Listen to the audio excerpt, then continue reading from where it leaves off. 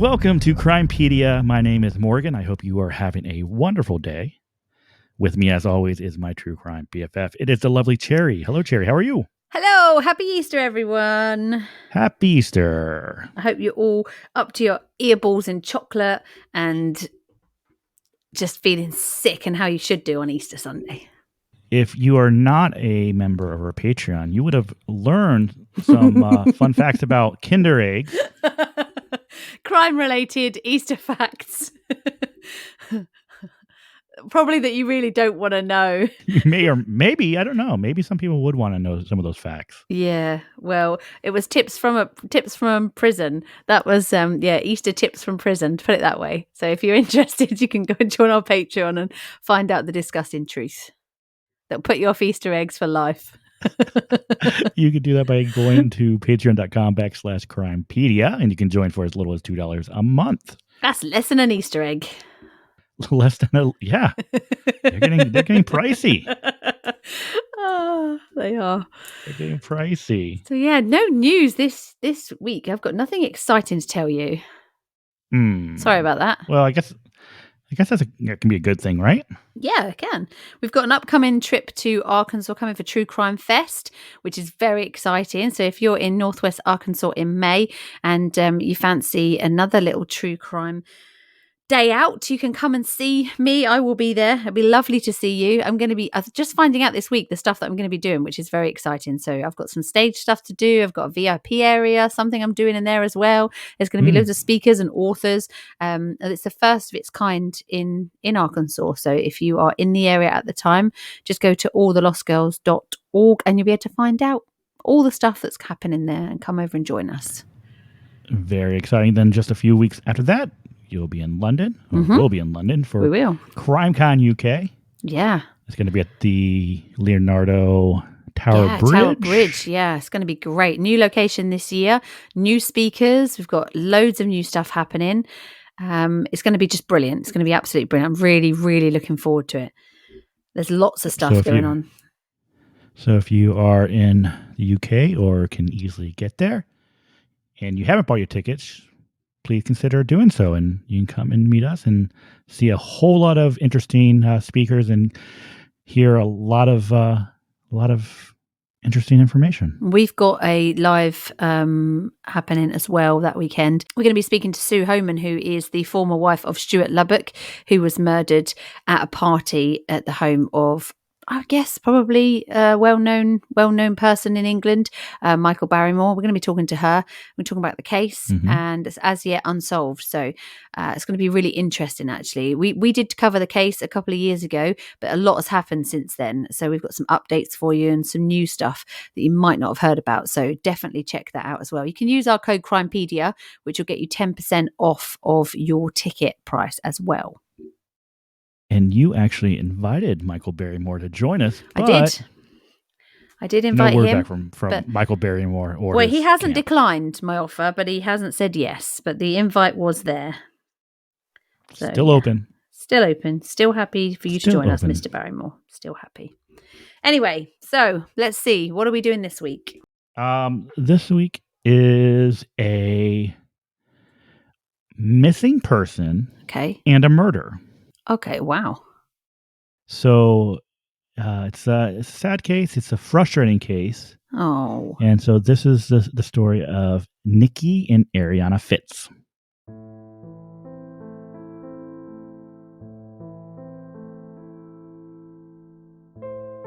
John McLaren Park in San Francisco, California, is a 312-acre open space which remained largely wild and unspoiled for decades.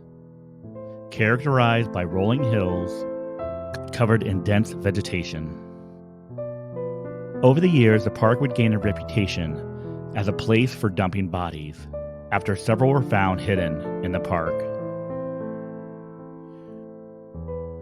This reputation would be reaffirmed in 2016, when the body of 32-year-old Nikki Fitts was discovered curled up in a shallow grave. The horrifying discovery of Nikki's body gave rise to another dreadful question. Where was her 2.5-year-old daughter, Arianna? This is Crimepedia, and this is The Mystery of Nikki and Arianna Fitts.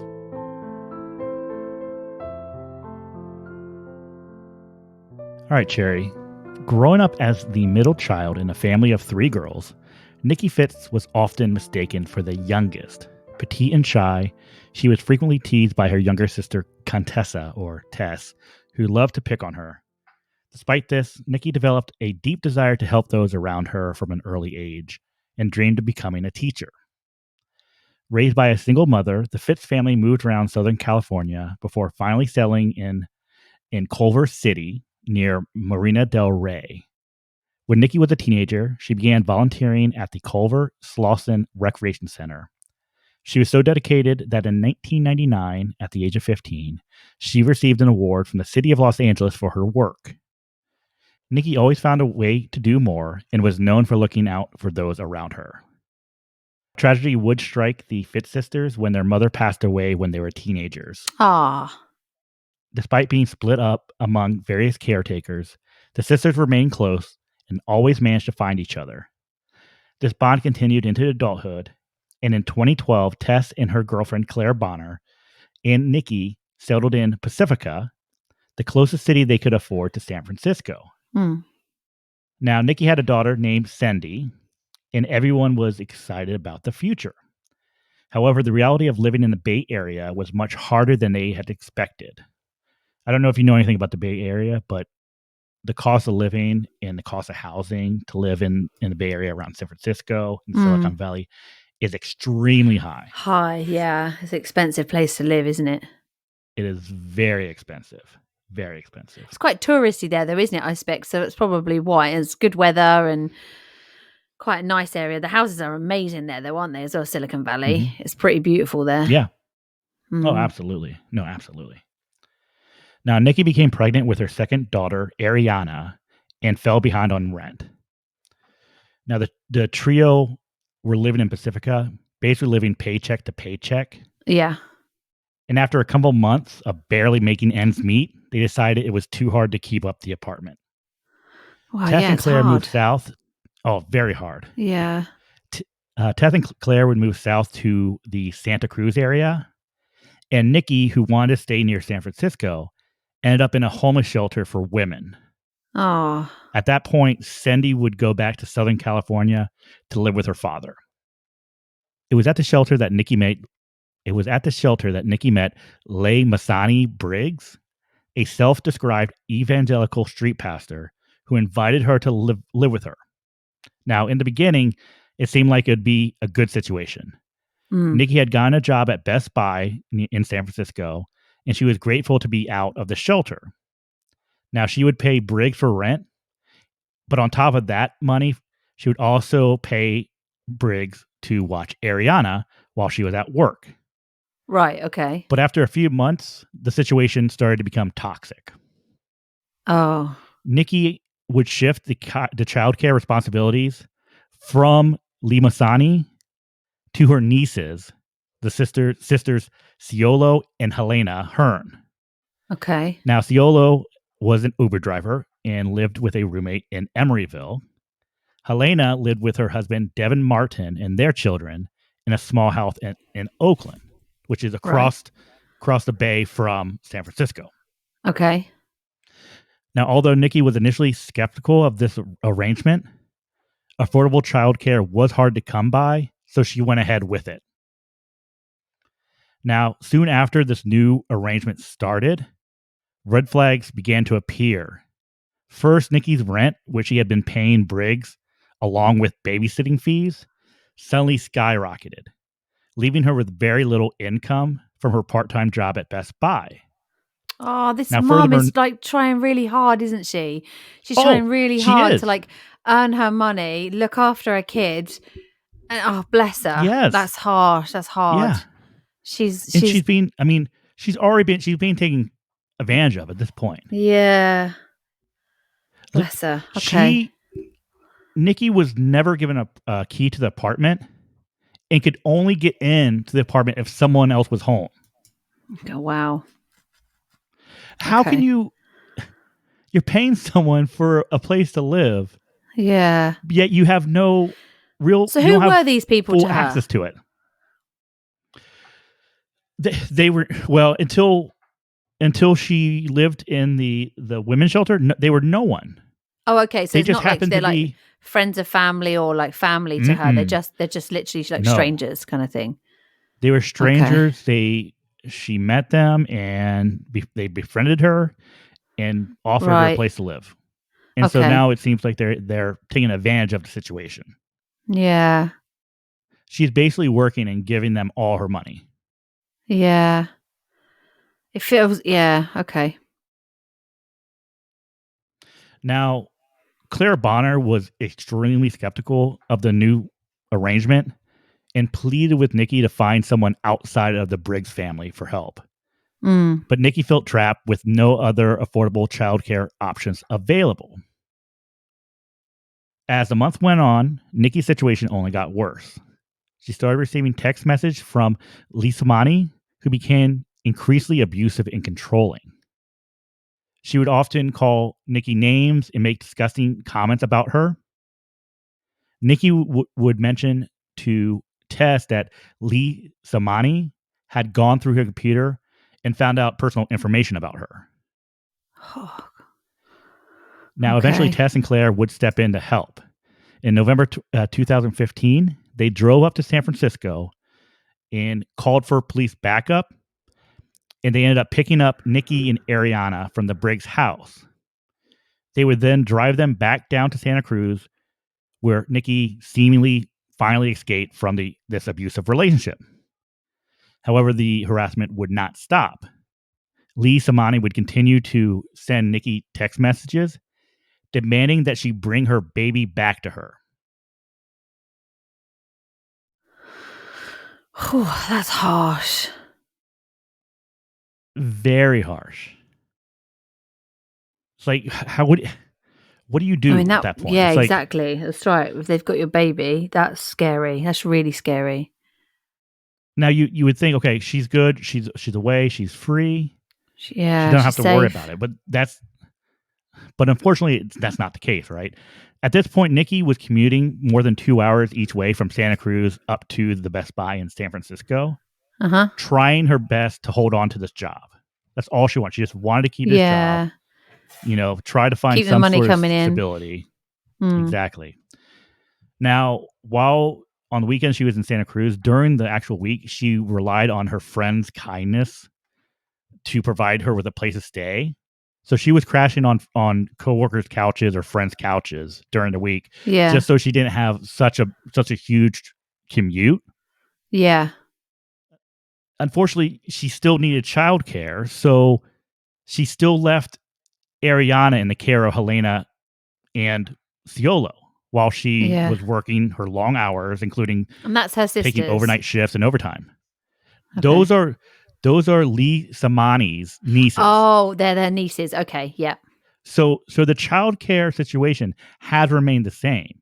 She was taken out of the home of the apartment of Lee Yeah. Samani, But she's being but looked after by her nieces. the daughter, her daughter's still being looked after by Lee Samani's nieces. So Right. that situation Okay. did not change. Yeah. The only thing that changed was Nikki was out of that apartment.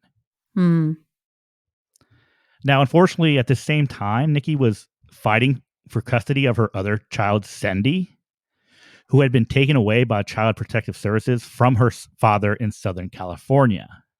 Okay. So Nikki would have to spend her off days of work traveling down to Los Angeles for court hearings. This is a lot to Yeah. have to deal with. It is a lot This for is a this poor lot. woman. Yeah. Yeah. Now, even though this was a very difficult time, Nikki would keep much of her struggles to herself. Mm-hmm. She was Is determined to take care of her daughter and fight for custody of Cindy. Go is ahead. Cindy's dad the same dad as Ariana's dad? I do not believe so. No. Right. Okay. I was just wondering whether, like, because one has been taken and with the dad. I wondered if, like, perhaps maybe Ariana's dad was the same guy. So I was wondering if he was going to try and fight for Ariana too. No, there's nothing that's very. It's not. There's nothing clear cut on that, but it doesn't seem Right. like Okay. he's he's the father of both children. Right, okay. I just wondered if maybe he was like going to fight for her, and then she's going to have the same problem again. Nikki's going to have the same problem where she's going to be fighting another fight with this guy. Yeah, because this poor woman's you'd got have like to- so much. She's dealing with so much at the minute. Yeah, she just seems to be a very strong-willed woman. Like she wants this to work out. Yeah. She wants to live in San Francisco. She wants to be able to raise her daughter. She wants to be able to get her other daughter back. Yeah, so, she's working hard, and it's harsh. It's a hard thing. It was, it's absolutely crazy. Like but she kept so much to herself that a lot of people didn't really know what she was dealing with. So one person, a man by the name of Michael Jacobo, he was one of her coworkers at Best Buy. Yeah. He only started to realize that something was wrong and that she might be homeless when he began noticing her hang around the break room for hours after her shift had ended.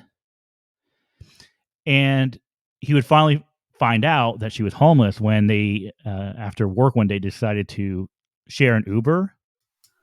And when they were trying to figure out where to take her, she finally said, I don't have a place to go. Right. So now it's out. She's homeless. Oh, bless her.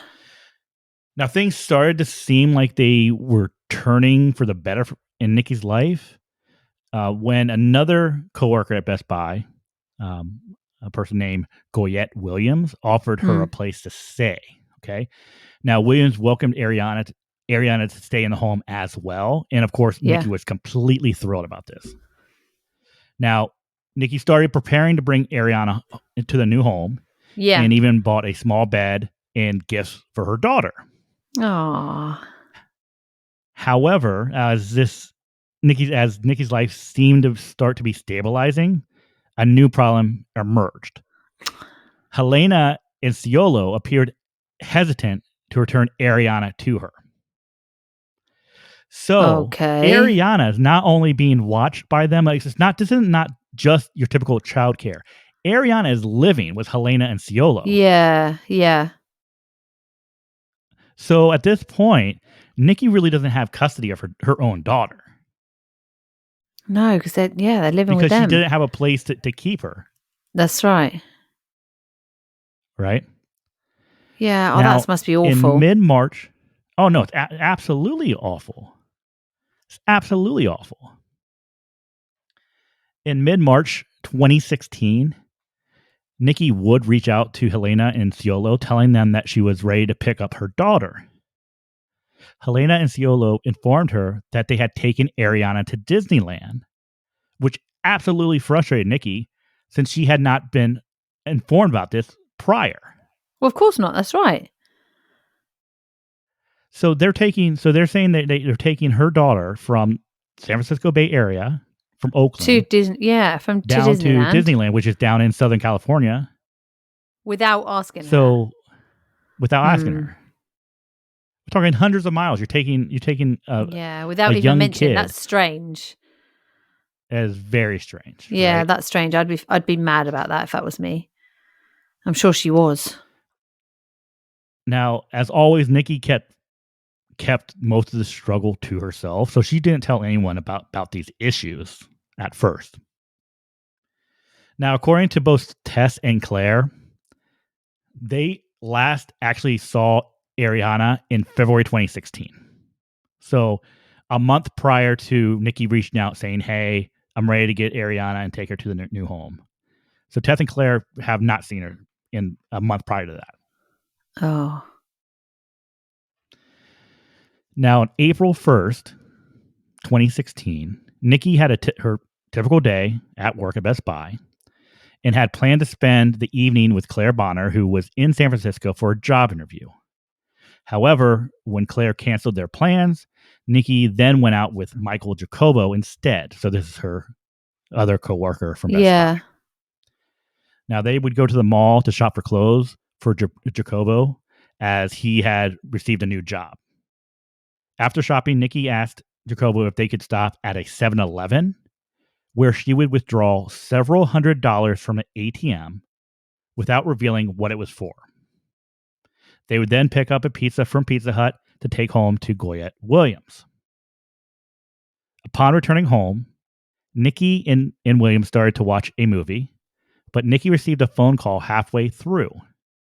She told Williams that she was meeting someone named Sam at BJ's restaurant, but would be returning soon.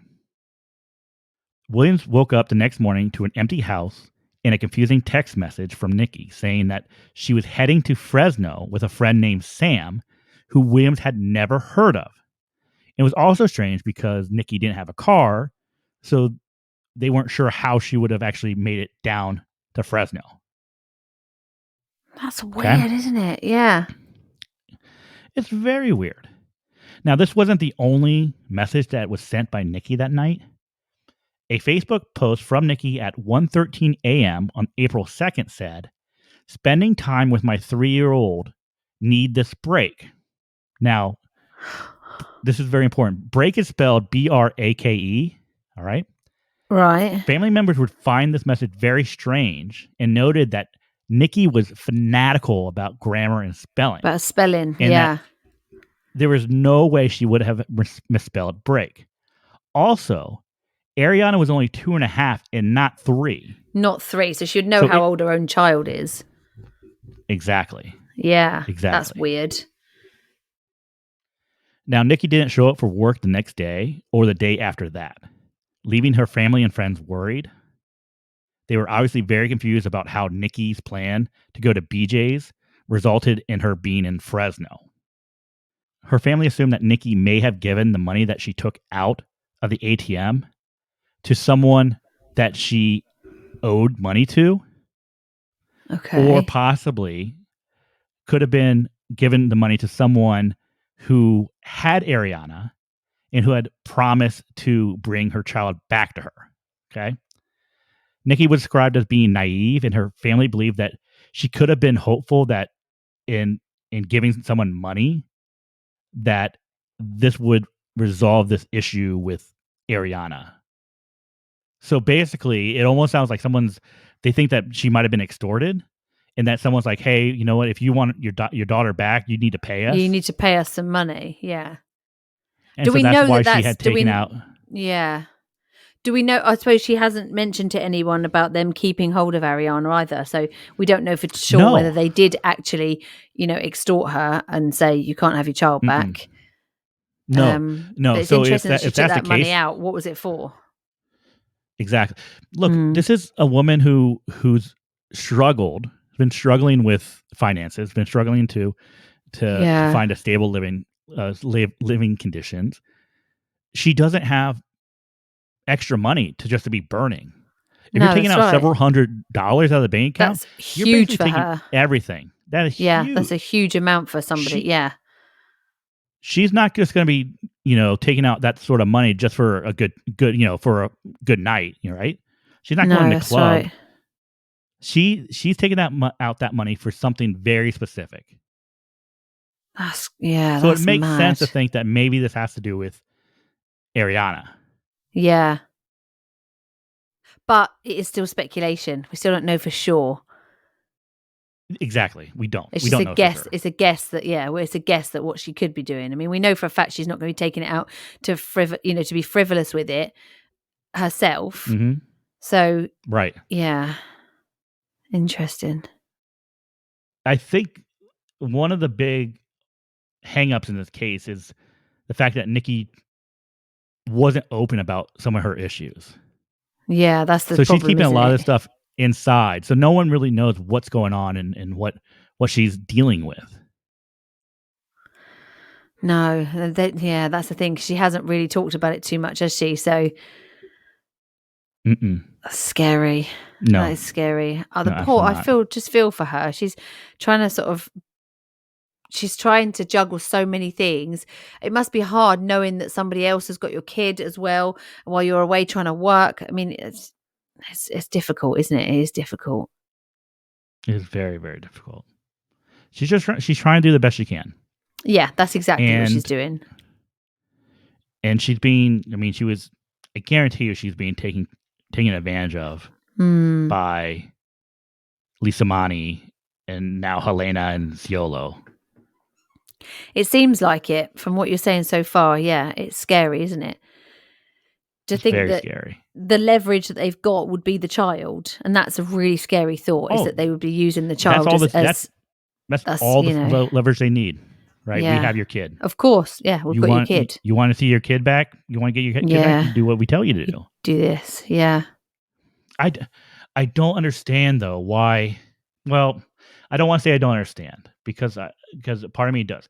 But the thought that things were so bad when she was with Lisa Mani Hmm.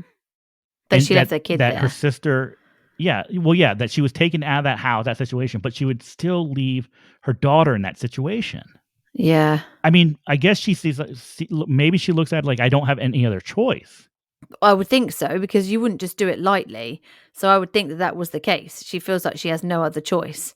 And that's a horrible position to be in, as a parent, to think that, Mhm. that place that you're having to leave your kid is that kind of place. That's really scary. That's a horrible position to be in. It's very scary. Yeah, it's very scary. Now, obviously, since Nikki's now not showing up for work, that she's missing 2 days of work, Mm. that obviously bothers the family. And so Tess and Claire would immediately head to San Francisco to file a missing persons report. But unfortunately, since Nikki is over 18 years old, there was Of not course. much the San Francisco Police Department could do at this No. point. Now, Tess and Claire would be joined by Nikki's oldest sister, Catherine, and the three would work tirelessly to find Nikki, following every lead they could, including contacting friends and scouring Nikki's Facebook page. After a few days, Tess began to suspect that the babysitters were the missing link in the case, which I completely agree. I can see why you would think that. Yeah. The family had almost no information on Helena or Ciolo except for their names, which they were able to find on Nikki's Facebook friends list.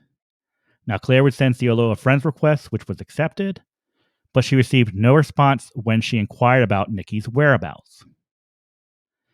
Luckily, the family had driven Nikki and her child, Arianna, to Helena's house a few months prior and recognized the address when they were trying to figure out what was going on. So they had all that information and they were able to provide that to the police. Okay. Yeah.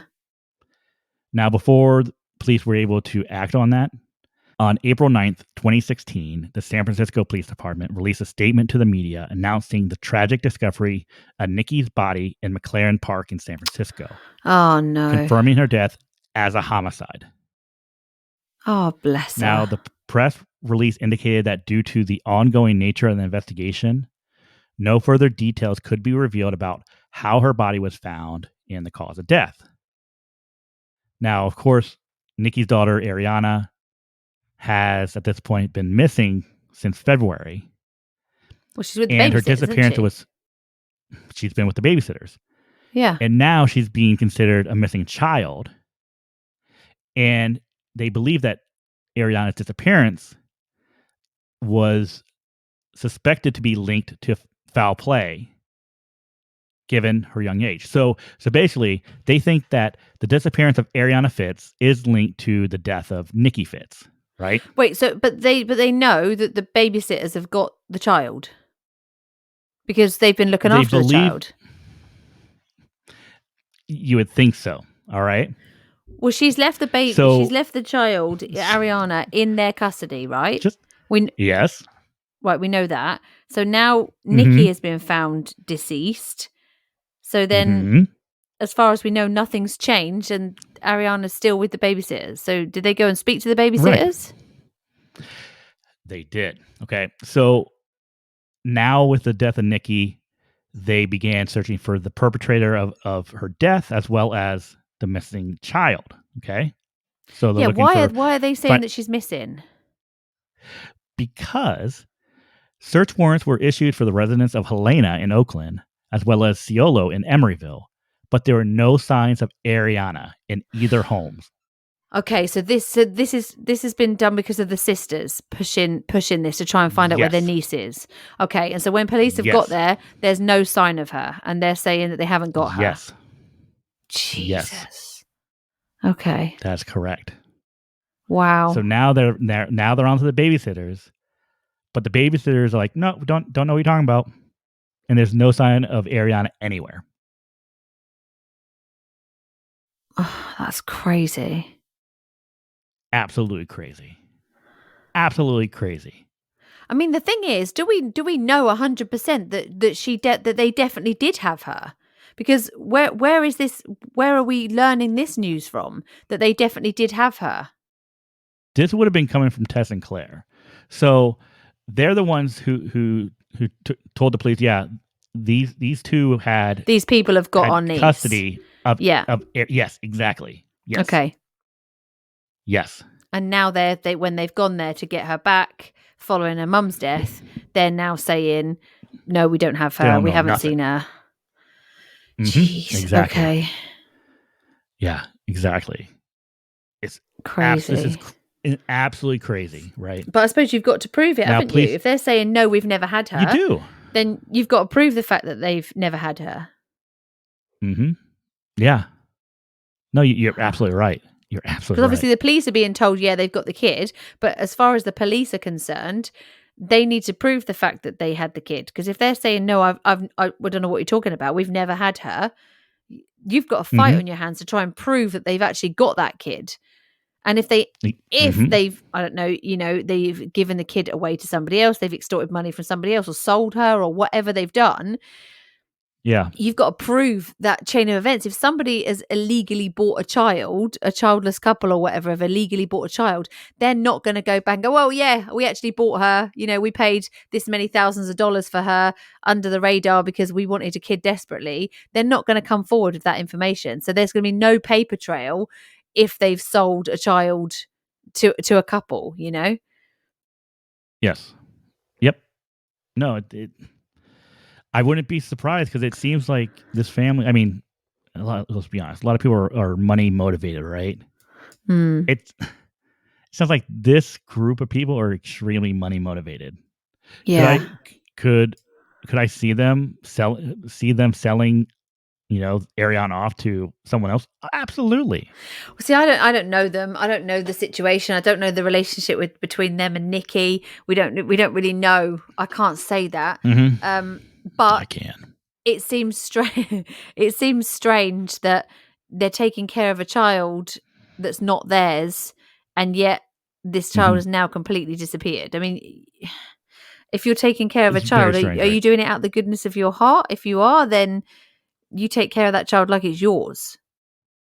That's Whew, okay. I think the thing that's hard about this case is the fact that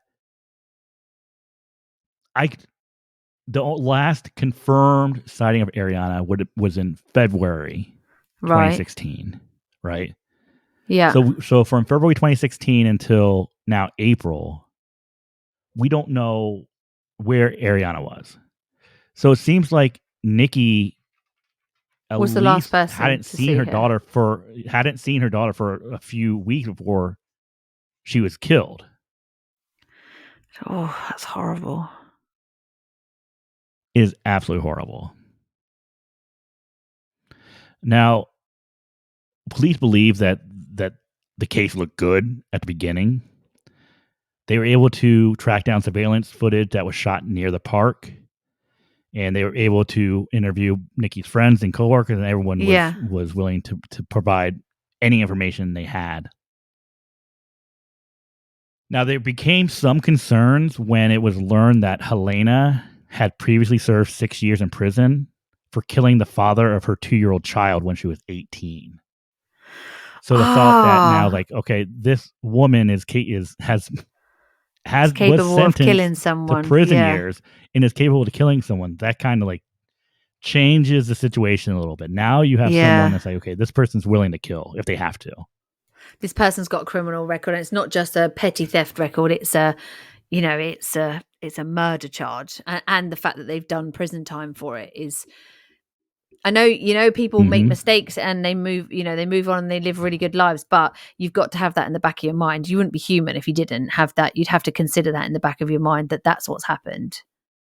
Yeah, exactly. You have to. Yeah. You have to. Now, the San Francisco Police Department would state that the Hearn sisters were not cooperating with their investigations and had provided inconsistent statements to them.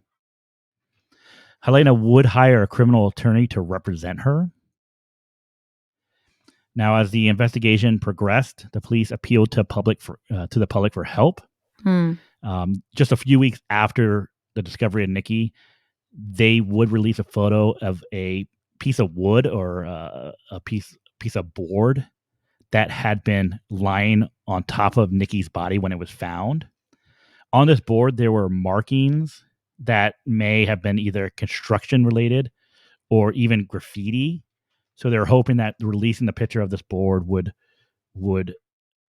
they would be able to find someone who could that would recognize this symbol that was on this board. Wood. Yeah.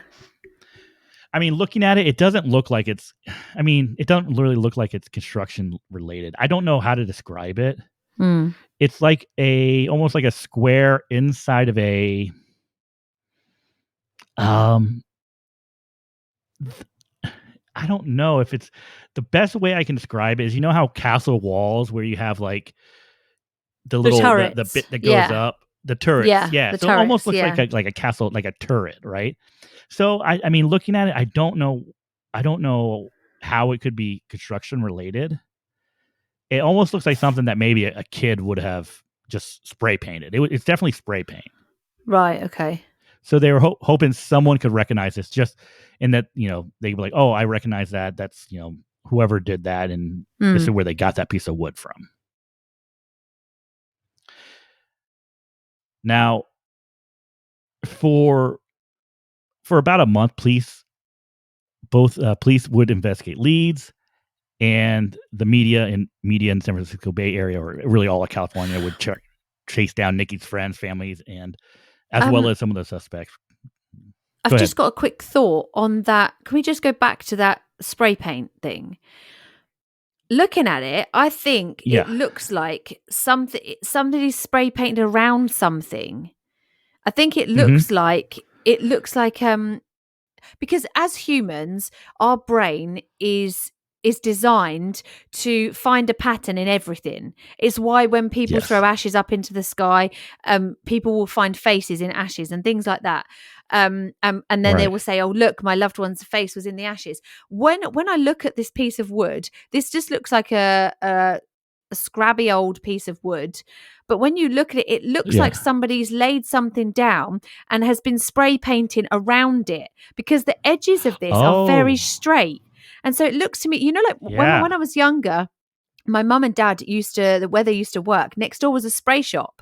And when they used to sometimes spray over things, you would get like a template. You could literally it would pull off, and then you would leave that in the wood.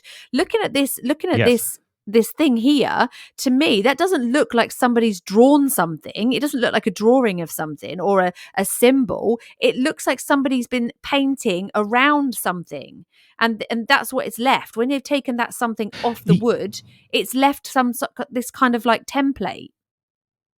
Yeah, because if you look like above of where that, I'll continue calling it a symbol, just because that's the easiest thing to describe. It's the easiest way to describe it. You could see where there was almost like a square that was being spray painted. Could you see this? Almost like white or that light gray, like above it. Yeah, above it. And very straight, that 90-degree angle right there. Yeah. And also where the tail kind of thing comes down. And I know that I've seen that people have said that this looks like a castle with a bridge. And I get that. Yeah, looking at it, yes, you could see that. But you could also see that as a hat. You could also see that as a castle, like a castle on a beach, like a sand castle. It also looks like that too. I think that the long light areas that are coming down in like the curve underneath, I think again, if you look at that curve, look how how clean those edges are.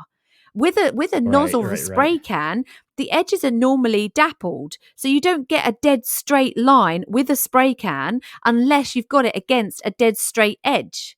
So I'm thinking this is what somebody has been like painting Oh, something, and they've used this wood I see to it. rest whatever it is Yep. on it to paint it, you know? Right. So I don't think that this is something that somebody's been along there and sprayed like a tag, like a graffiti tag. I don't think it's that Hmm. kind of thing. I think this is where somebody's used a bit of wood to lean something on that they've been painting. Just I looking think at it. you're I mean, absolutely right. I'll save this. I'll save this picture and I'll add it into our Patreon so for people to be able to see it, because I think it's very interesting. I think it's a very interesting image. Hmm. I don't I think it's mean, something that here. somebody. I don't think this is a construction thing. I think this is something that somebody's No. used to use this bit of wood as a flat surface. So then the question But becomes: do you think identifiable. that no, it is identifiable.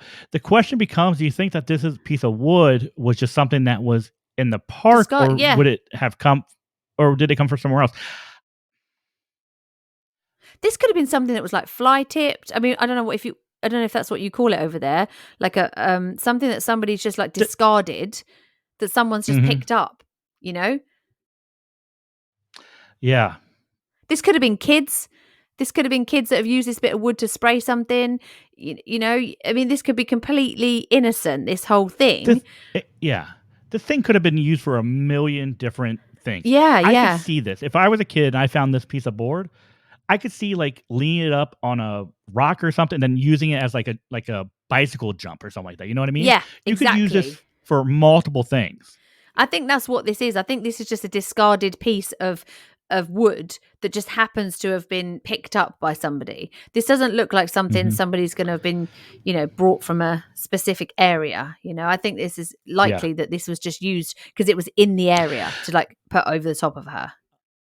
I think so too, because I think, and I believe police would agree with this, that Mm. where Nikki was found was also the place where she was killed. Right. Okay. So I don't think she was killed at another location, then brought to the park. I Right. think she Okay. was. I think she was either brought to the park or was like coerced to go into the park. Okay, so let's talk a little bit about where Nikki was found, because we haven't really gone over that very much. I'd be interested to see. We know that there was this piece of wood covering over her with this symbol on it, but what was the area like where she was found? Yeah, sure. So just going back a little bit. So in 2015, the city of San Francisco began to make improvements on the park. Yeah. This project included the repaving of paths throughout the park. And it was on one of these newly renovated paths that the body of Nikki Fitts was discovered. Okay. Now, on the morning of April 8th, 2016, a gardener who was working the early morning shift at the park that day came across a large piece of wood, which was laying in some dirt behind a clump of ivy covered bushes. And the piece of wood looked like a piece of construction scrap. But when he lifted it up, he found the body of Nikki curled up in a small, shallow grave. Now, unfortunately, police haven't released much information about what happened to her, so we don't know cause of death. Right. Fair We enough. don't know. We don't know the condition of her body. Okay. They're keeping tight-lipped on a lot of stuff. Yeah, which is understandable because obviously this is still unsolved and there's going to be things about this crime scene that only the perpetrator knows. So I can understand Yes. them not releasing everything. It'd be interesting to know how she died, just purely because there are some there are some I'm trying to think of the word, how to explain it. There are some murders and there are some ways of murdering people that can be classified as a certain thing. So sometimes when we see somebody who's been stabbed multiple times up close, it's a very personal, it's very Mm-hmm. rageful, it's usually classed as a personal attack of somebody she might have known. I mean, is this something where she was strangled? Is this something where she was poisoned? It would be interesting to see what had happened. Was this a blunt force trauma incident? That would obviously give us an idea of the kind of perpetrator that we may be looking at. I mean, Right. Looking in the area, we don't know that there's any other women there's nothing reported that there's any other women that have been found in similar circumstances. So I think we can rule out just a random attack from that. There's no other Mm-hmm. random attacks that we've heard about or that other women have talked about. So I would No. say, from the little information that we know, this seems like a personal thing, though Yes. that would be speculation. It could have been a robbery. It could have been that she had the money and it's somebody who's robbed her for that money. It's got nothing to do with her It, daughter at all, it So could be, yeah, and you're yeah, absolutely right. I mean, it it seems like that these are two cases that are related, right? I think yeah. I think it's easy to say yeah, I see how the disappearance of Arianna can be linked or is associated with the murder of Nikki. But I think also what you said is correct. I mean, they could be two completely unrelated situations that unfortunately, you know, happened to Nikki and Arianna. I mean, that's exactly the way I'm looking at this. Are we looking? There's two ways that we can look at this. One is that the people that have got her child have got rid of Mm-hmm. her, because have got rid of Nikki, have arranged or have carried out Nikki's murder because they've got her daughter, and so to then stop the pursuit of her daughter. Or is this that on the way to get money for whatever she's using, that, I mean, hundreds of dollars, that's not, she's not going out to buy shoes, so she's gone and got that substantial amount of money out of the bank for a reason. Is that reason connected with why she was killed? That's the thing. When we're sort of saying that, obviously it's got something to do with the kid, people that have stolen her kid. Well, it might not have. This could be complete. Mm-hmm. Unfortunately for Nikki, this could be the fact that somebody knew she took that money out of the bank. It could have been something as simple as she was just robbed, and that person got lucky because she had just taken money out of the bank. So because we don't know the conditions of how she died, and the cause of death, there's so much stuff to speculate over, so it's very difficult to try and, obviously, Yeah. the police are doing their job and they would be looking at that. I'm very interested to know if did the police ever issue search warrants for their addresses? For Helena For and the Ciolo? Yeah, for Ciolo and Yes. Helena. Yeah, yes. And did Yes, they they carry out did. those? Did they carry out searches at her Yeah, house? they did. And they found no signs of Arianna anywhere. So Arianna, or nothing's no signs, nothing related to Nikki. So there was nothing that That's could link interesting, isn't them it? to the Yeah, disappearance of Arianna or the murder of Nikki. yeah. That we know of, I should say. That we know of. We Okay, know that right, there was no okay. sign of Arianna. That's a fact. There was no sign of Arianna in either of the homes. Okay. But obviously, if Hmm. they did find anything and related to Nikki's murder, it Yeah. wasn't enough to move on, to To issue pursue arrest it. warrants. Yeah, okay. But like I said, we don't know if anything was found, and if something was found, we don't know. We don't know it. We don't know. We just don't know. Okay. Yeah, okay. The one thing Interesting. that I'm curious about, and I don't know if you've thought about this, but this phone call that she received the night of April 1st, Yeah, and she said it was that she was going to meet with someone named Sam. right. Do you think that Nikki was really meeting up with someone named Sam, or do you think that she was making up a name? I'd see, because if she was meeting up with one of the babysitters, I don't know why she would use a fake name. Well, no. But this is a name that no one's ever heard of. So it's like, hey, I'm going meeting up with someone named Sam. We don't know if that's how she said it, or she said, hey, I'm going to go meet up with Sam.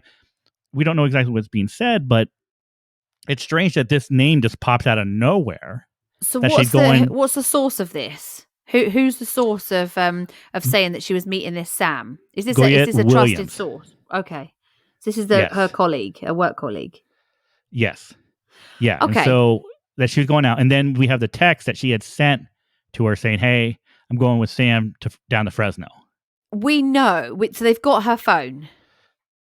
Yes. Okay, good. Well, yeah. So they have Goyette Williams' phone that shows the text. Right. So they've got the text message that she sent, which we know that it was the spelling and it was wrong, and that's what made them think that it wasn't sent by her. On the that was the Facebook message. Yeah. So that's Facebook we have message. that. Okay. Yes. Okay. So what's interesting to me with that, I'm thinking a kind of this in my mind. This is kind of splitting into two different cases. Mm-hmm. This is kind of splitting to me that this Sam that she's saying she's meeting is actually more to do with the murder of Nikki.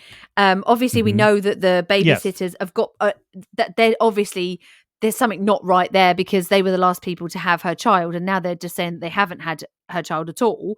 So what I'm thinking now is that this whole strange this message saying she's going to Fresno, this money that she's taking out, her having nowhere to stay up there, that's all very strange behavior. And so I'm wondering if maybe now this whole Sam thing is something to do with her death, which is completely separate to the fact that the kid has gone. Yeah. I think we can all say that this Sam situation is 100%. Well, can I say 100%? Chances are this Sam situation is related to Nikki's murder. Yes, I think we can agree on that. But I think where we need to, or where we're having issues is, can we connect this Sam to this Arianna situation with the babysitters? Yeah, because why would you need to? What do you mean? Why would we need to connect the two? Why would we need to connect the two? I mean, yes, okay. So one of the babysitters has got a previous conviction for murdering her baby's husband. Baby's dad. Her child's father. Yes. So she's got a conviction of murdering that guy. So we know that obviously in a situation where she needs somebody to be eradicated from the situation, she's willing to do whatever needs to be done to have that happen. That then makes you look at then the Nikki situation as, has she now done the same thing with Nikki? Has she orchestrated something where this Sam is going to meet Nikki, and actually it's this woman, and they're going to do the same to her that they did to the baby's dad. Okay, so yeah, there's a similarity in that. All I'm just thinking is that she's obviously taken this money out for something. Is she being extorted in some way? Is she being I mean, what would be the reason? Why would she be going to Fresno? She hasn't told anybody why she's going down to Fresno, has she? She just said she's going to Fresno with Sam.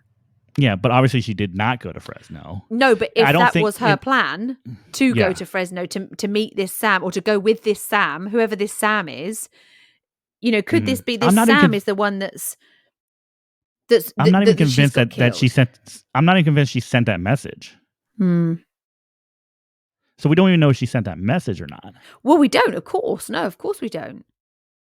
I'm just like, it's natural, isn't it, to try and connect everything up. What I'm just worried about is this could be two completely separate things.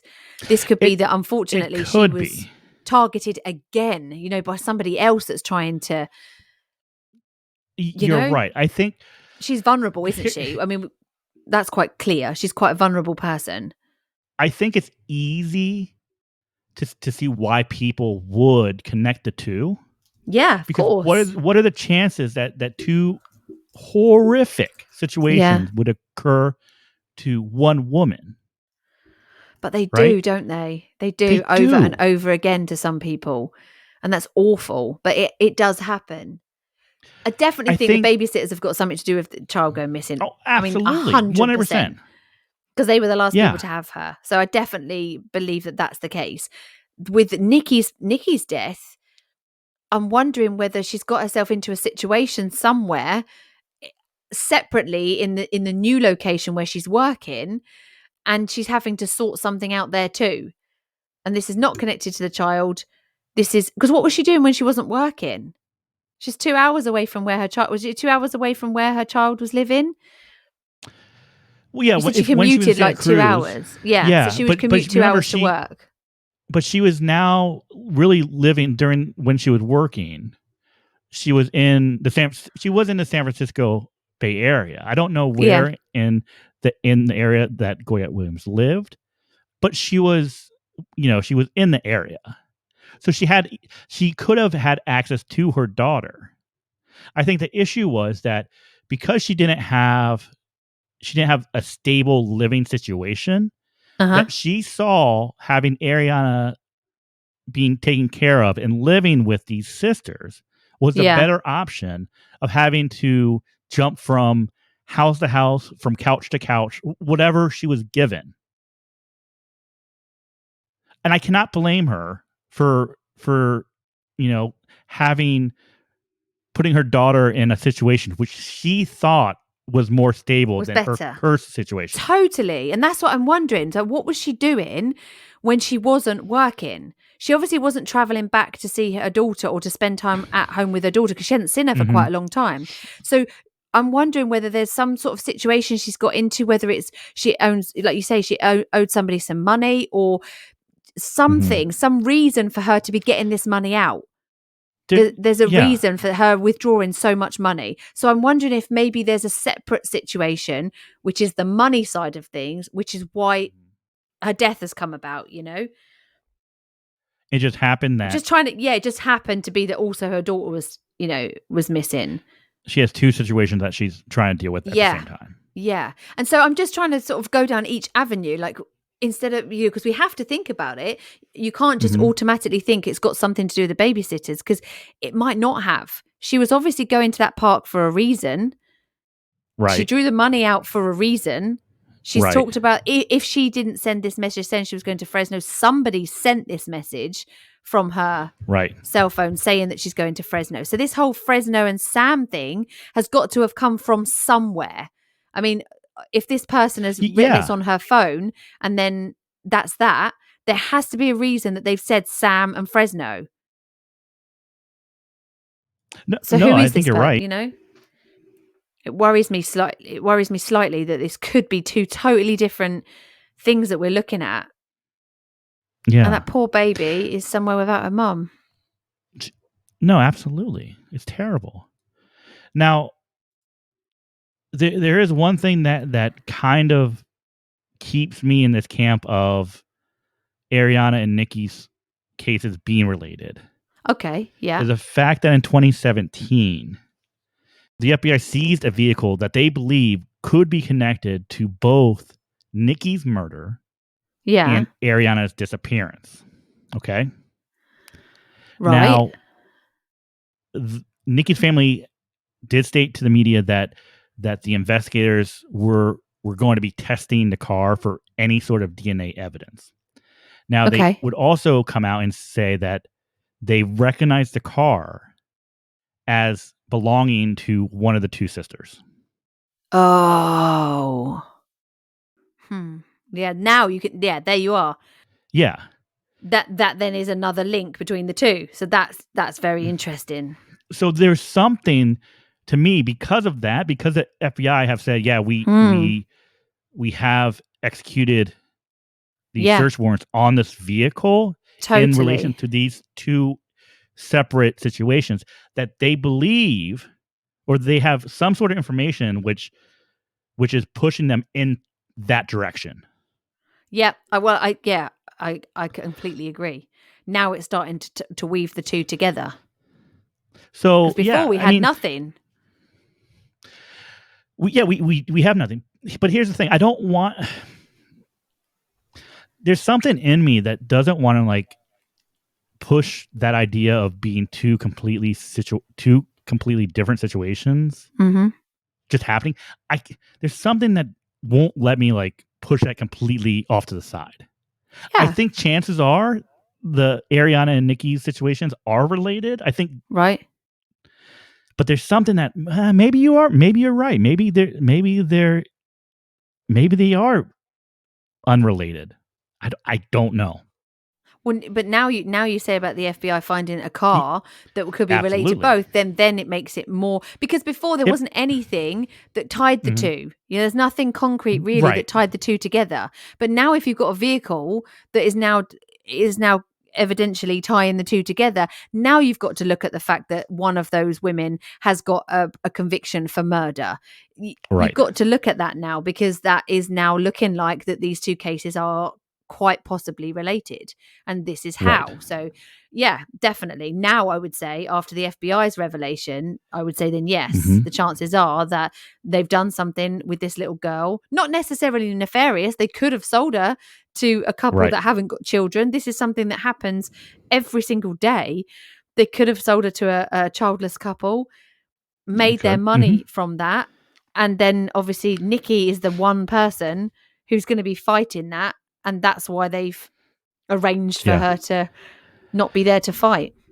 Now, it's interesting to note that after Nikki's death and now the disappearance of Arianna, police believe that Arianna had been in the care of Yeah. one or more individuals in the San Francisco Bay Area, and they believe that she was likely still alive.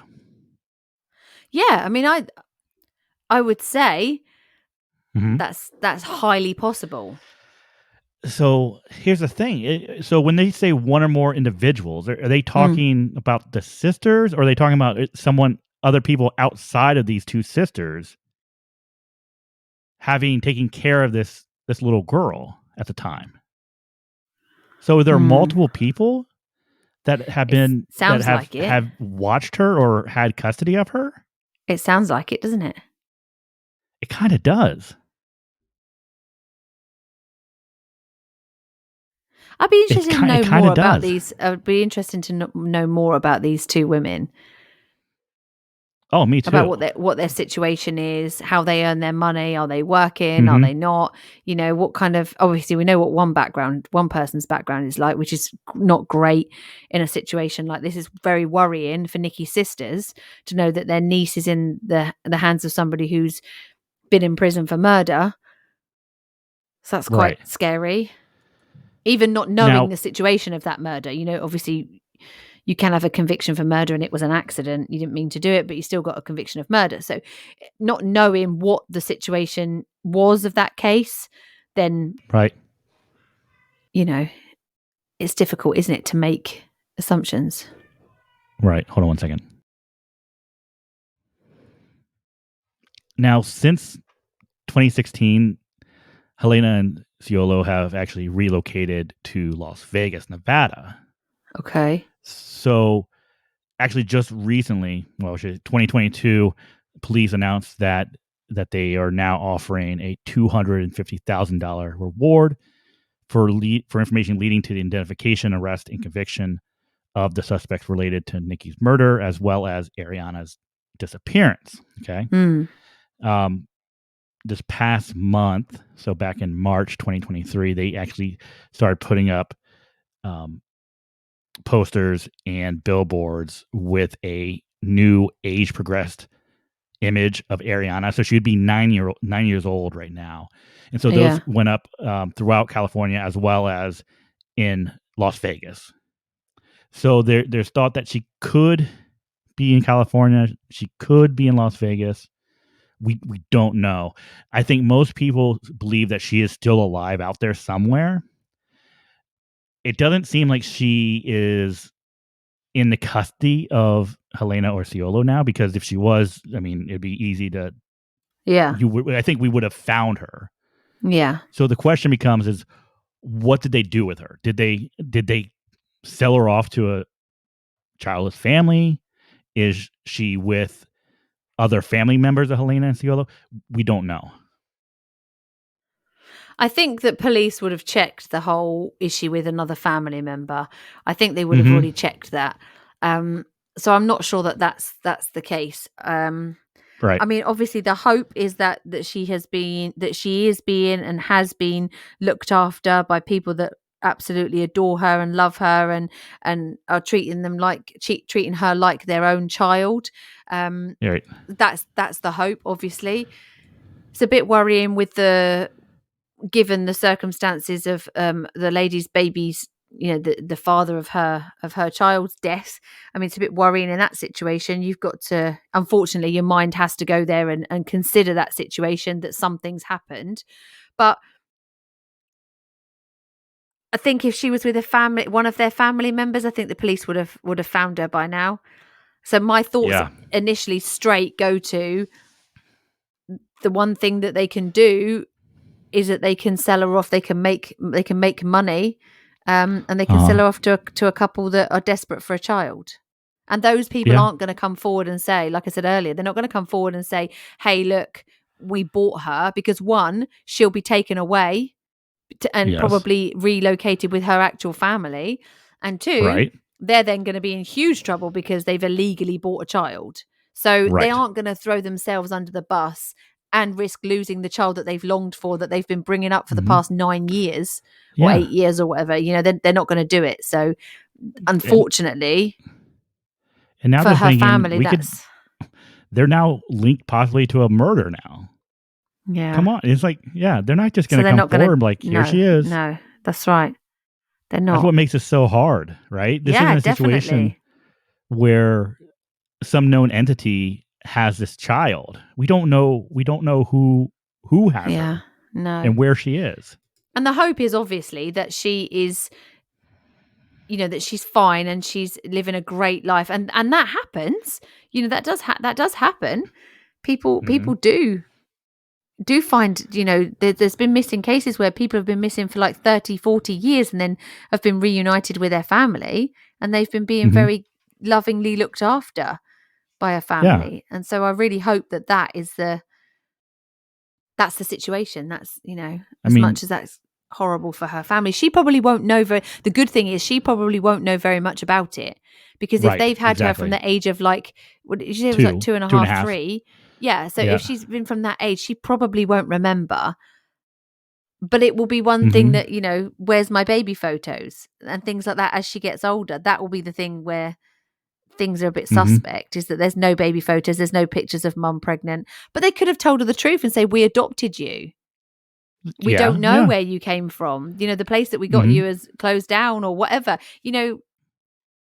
When people are desperate for something, particularly a child, it can be all consuming and all overwhelming. It's that human nature, the parenting thing. If you can't physically do that yourself, that sometimes that can be a very overwhelming situation. And I really hope she's safe and well. I really hope so. I think chances are that if they did give her to another family, sell her off, whatever the situation was, that it would be someone in the San Francisco Bay Area.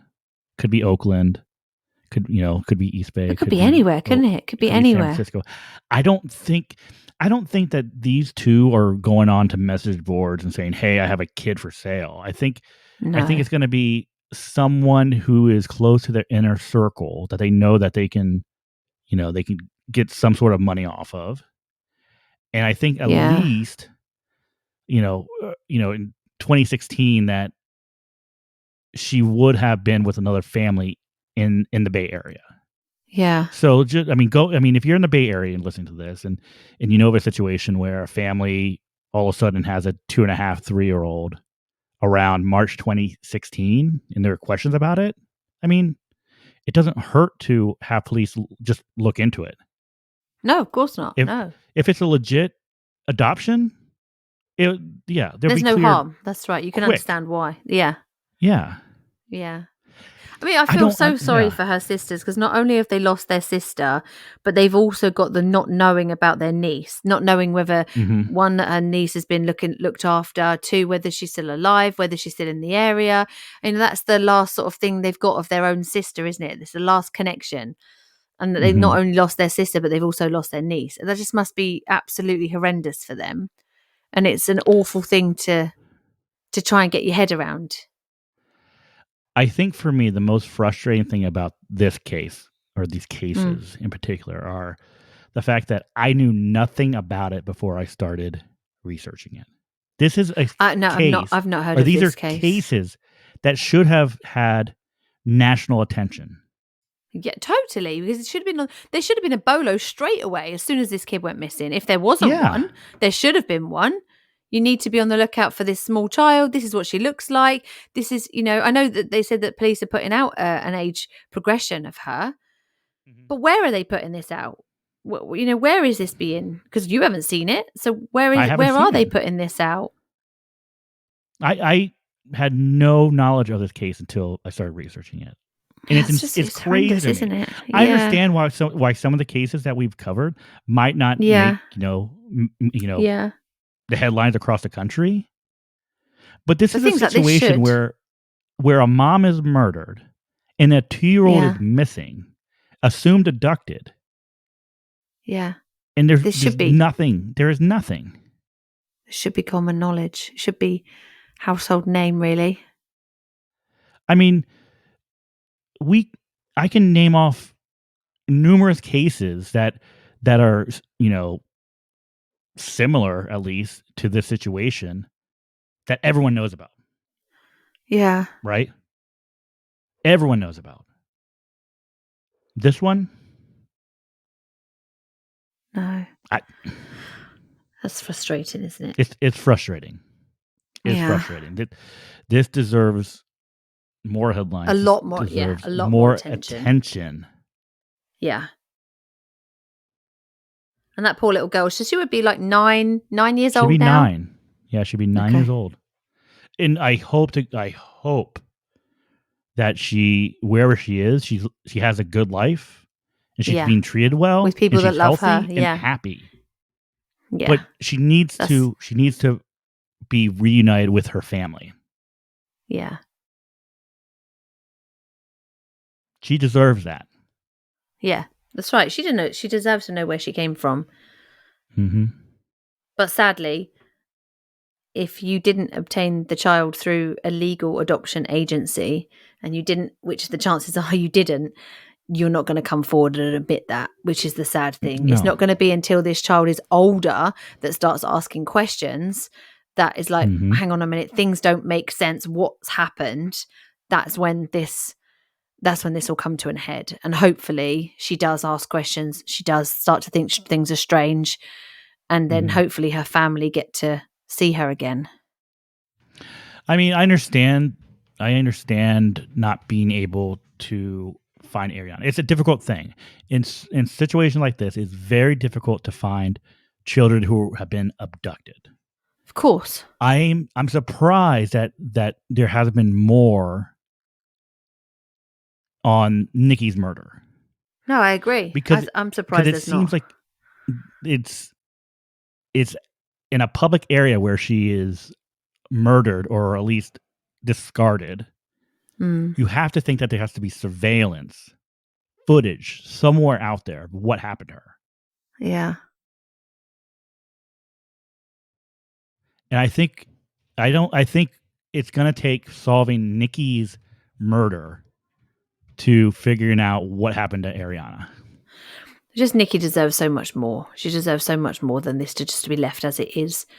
They need to keep going. I know that her family, her sisters, there's a Facebook page if you want to go and join that. There is a Facebook page that you can go and find help with. There's lots of people that have commented on it, and so I mean, there's that. You can go and do that, and you can keep yourself up to date with this case and keep it going. Because I think with this case, the more you talk about it, the more you get it out there, the more chance that this has got of being solved. Yeah, absolutely. That's the one thing that I think that's hindering this is the fact that it's not out there and there's not more people that know about this case. That's right. Oh, bless her.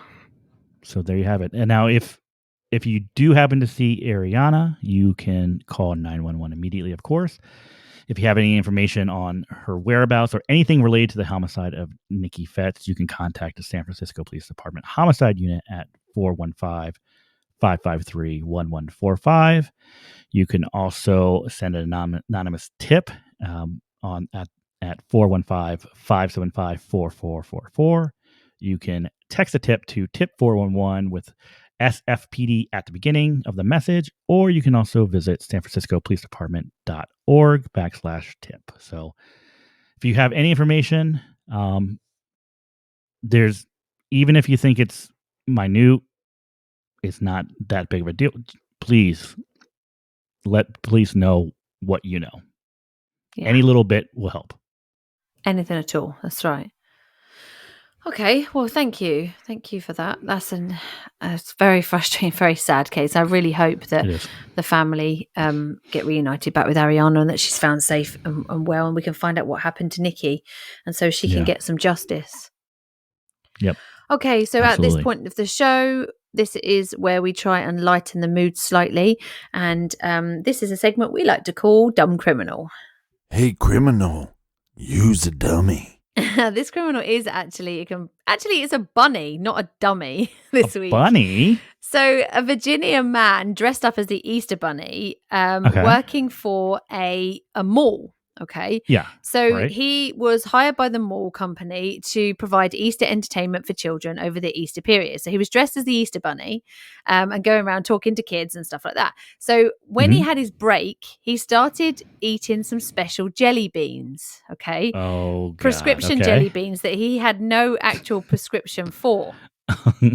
Okay. And the mall management and mall security witnessed him doing some very un-Easter Bunny-like activities. Oh, no.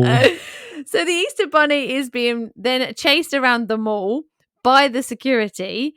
Thankfully, the police arrested him. They took him away from groups of children who were horrified that the police were chasing the Easter Bunny through the mall. And they actually took him into a shop and cuffed him away from the children, which was lovely of the police to do that.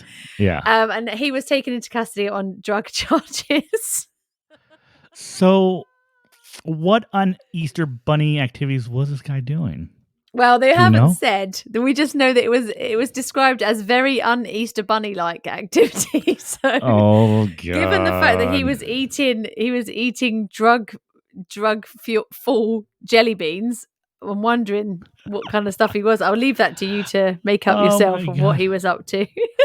All right, let's be completely honest. Okay, so mall Easter bunnies are creepy to begin with.